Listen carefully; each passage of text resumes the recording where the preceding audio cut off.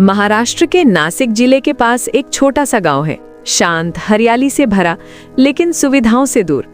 उसी गांव में रहता था 16 साल का एक लड़का, आरव। उसके पिता खेतों में मजदूरी करते थे और माँ घरों में काम करके घर चलाने में हाथ बटाती थी। घर की हालत बहुत अच्छी नहीं थी, लेकिन सपनों की कोई कमी नहीं थी। आरव बचपन से ही पढ़ाई में तेज था। गांव के सरकारी स्कूल में वो हमेशा अव्वल आता। उसके शिक्षक कहते थे, ये लड़का एक दिन जरूर बड़ा अफसर बनेगा। लेकिन अफसर बनने का रास्ता आसान नहीं था। स्कूल गांव से 7 किलोमीटर दूर था। रोज पैदल जाना, गर्मी, बारिश, सर्दी, कुछ भी उसे रोक नहीं पाता था। एक दिन उसके पिता ने कहा, बेटा, अब तुम बड़े हो गए हो, अगर चाहो तो खेत में मेरे साथ काम कर सकते हो, पढ़ाई में बहुत खर्च है। आरव ने शांत स्वर में जवाब दिया, बाबा, मुझे पढ़ना है। मैं एक दिन ऐसा काम करूंगा कि आपको खेत में मेहनत नहीं करनी पड़ेगी। पिता ने उसकी आंखों में चमक देखी और चुप हो गए। टूटी हुई साइकिल। कुछ महीनों बाद गांव के एक दयालु व्यक्ति ने अपनी पुरानी टूटी फूटी साइकिल आरव को दे दी।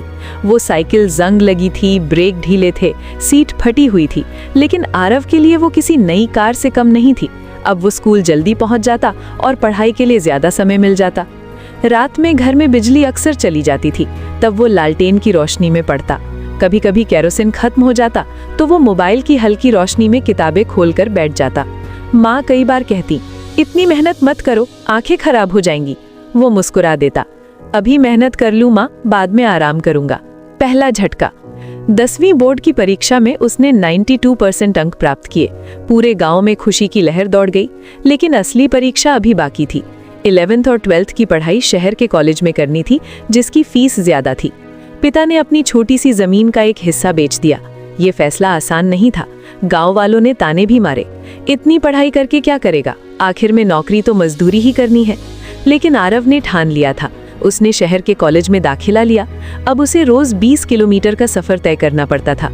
उसकी पुरानी साइकिल अब ज्यादा दूर नहीं चल पाती थी।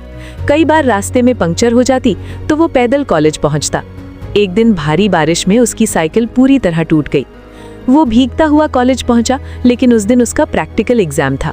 भीगे कपड़े, कांपते हाथ और मन में डर कि कहीं वो फेल ना हो जाए। पर उसने हार नहीं मानी। उसने एग्जाम दिया और अच्छे अंक भी पाए।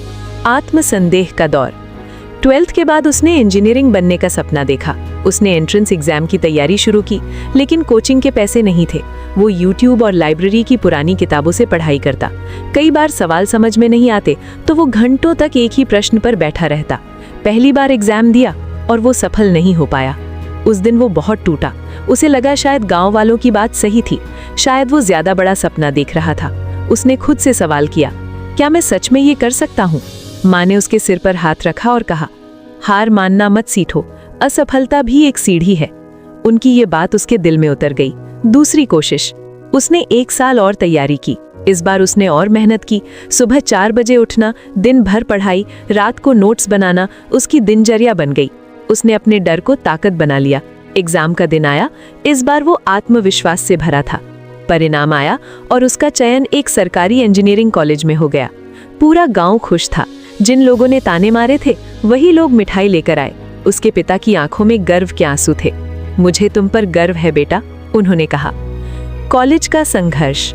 कॉलेज की दुनिया अलग थी। यहाँ सब अंग्रेजी में पढ़ते बोलते थे।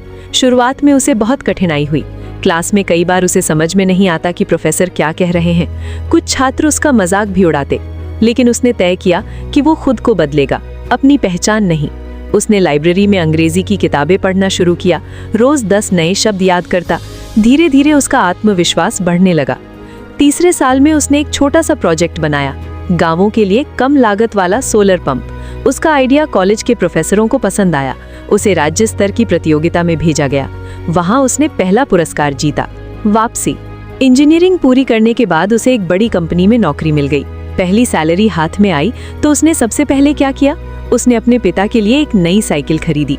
लेकिन इस बार साइकिल नहीं, एक मोटरसाइकिल। गांव लौटते समय उसने उसी टूटी फूटी पुरानी साइकिल को देखा जो अब घर के कोने में पड़ी थी। उसने उसे साफ किया और संभाल कर रख लिया। वो साइकिल उसकी याद थी, उस संघर्ष की, उस मेहनत की। कुछ साल बाद उसने अपने गांव में एक छोटा सा शिक्षा केंद्र खोला, जहां गरीब बच्चों को मुफ्त में पढ़ाया जाता था। वो हर बच्चे से कहता, सपने देखो, लेकिन उन्हें पूरा करने की हिम्मत भी रखो। सच्चाई। ये कहानी सिर्फ आरव की नहीं है, ये कहानी हर उस बच्चे की है जो सीमित साधनों में भी बड़े सपने देखता है। ये कहानी हमें सिखाती है कि हालात चाहे जैसे हों, अगर इरादा मजबूत हो तो रास्ते खुद बन जाते हैं। सफलता रातों रात नहीं मिलती, वो छोटे छोटे प्रयासों का परिणाम होती है। कई बार हम असफल होते हैं, लोग हंसते हैं, हालात साथ नहीं देते, लेकिन अगर हम रुकते नहीं तो मंजिल भी दूर नहीं रहती। अंत नहीं, शुरुआत। आज आरव एक सफल इंजीनियर है, लेकिन वो खुद को सफल तब मानता है जब उसके गांव का कोई बच्चा कहता है, भैया मैं भी आपकी तरह बनना चाहता हूँ। वो मुस्कुराकर जवाब देता है, मुझसे बेहतर बनो। उसकी कहानी हमें ये बताती है कि अधूरी साइकिल भी पूरे सपनों की शुरुआत हो सकती है। जरूरी नहीं कि आपके पास सब कुछ हो, जरूरी ये है कि आप जो हैं उससे शुरुआत करें, और शायद यही असली सफलता है।